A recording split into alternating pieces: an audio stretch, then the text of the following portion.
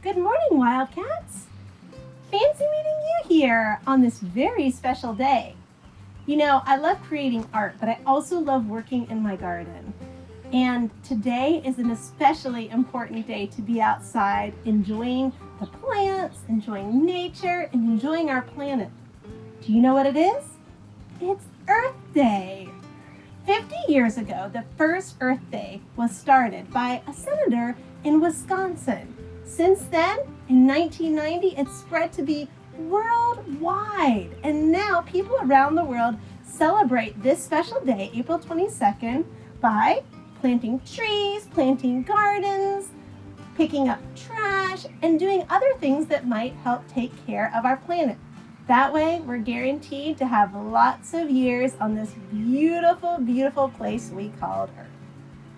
How about if we do an art project today that has to do with gardens? I've got these beautiful thyme flowers right here, and right here in front of me, I have these beautiful, beautiful dianthus of all different colors. Hey, wait a minute. I recognize this design. That is a radial design, and it gives me an idea. If I could use some materials that were going to go to a dump and turn them into something better, it would almost be magical. Let's do it today, guys. Let's reuse some materials and create an amazing garden collage. Come on inside. All right, thanks for joining me in the art studio here to create. Now, you already know that it's Earth Day and that this is the 50th anniversary of Earth Day. So, what's the big idea? Well, today we are going to create an Earth Day inspired collage reusing various materials that would otherwise go into the trash. And this is a really important step, just like Miss Wright mentioned on her video about reducing, reusing, and recycling. And I hope some of you did the challenge to reuse some materials in her video. And today we're going to be reusing some materials in a different way to create an art product that's going to reflect a beautiful springtime garden. So here's what you need. You'll need a pair of scissors, some kind of a glue. You can use a glue stick or white bottle glue.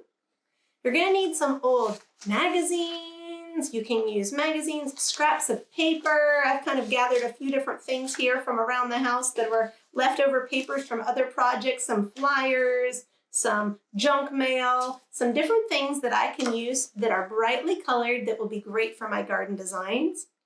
And you're going to need some kind of a base to mount your collage on. For mine, I'm going to be using part of an Amazon box. And I'm sure a lot of you have a lot of these floating around right now too. So it makes a great base because it's nice and sturdy. You can also use a plain piece of white paper, or you can use a plain piece of black paper if you happen to have that, or a different color if you'd rather.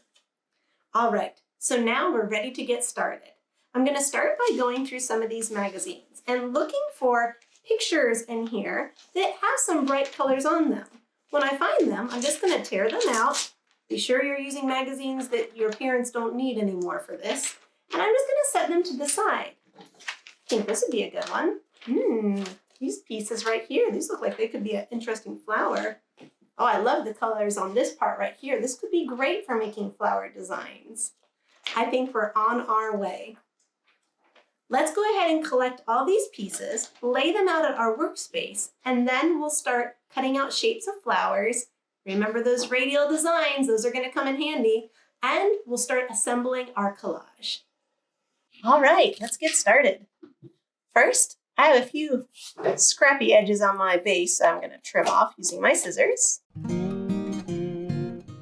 It's always important when you create a collage to collect a lot of different shapes you think you might want to use.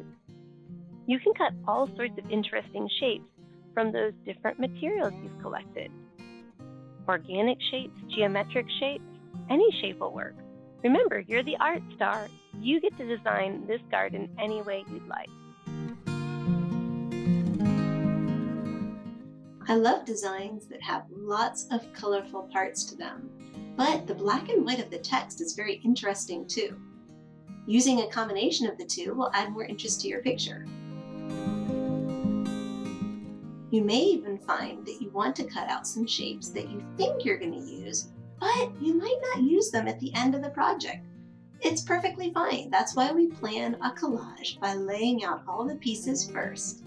And then, don't forget a few circles for the middle of those radial designs.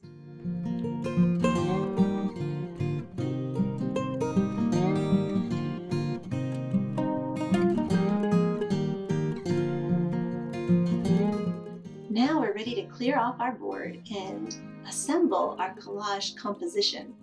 Remember, a composition is simply the artistic word for how we arrange the different pieces on our canvas or on a base for our collage. You can rearrange the pieces as many times as you'd like.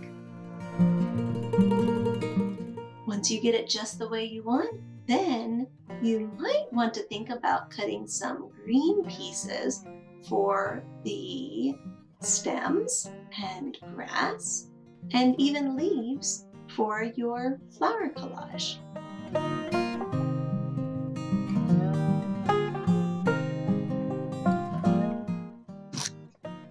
Now we're ready to glue our collage in place. Remember, you can either use a glue stick or white Elmer's glue in order to hold your piece in place. I only glue one flower at a time because I want to remember how I had my composition arranged. You can adjust it some, but once it's glued in place, you'll have to use your creative powers if you want to change it very much. Trim any extra edges that might be sticking off the edge so that your picture looks neat around the edges.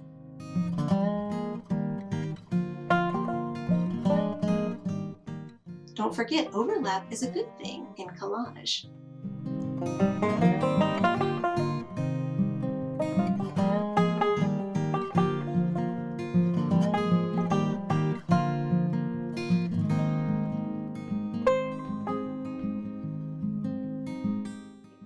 So I'm going to put these last pieces on here, the finishing touches, and I really like how my collage turned out today. I hope you had fun creating a reused material collage for Earth Day, and I can't wait to see you again next time. Until then, keep creating. Much creativity always, artists.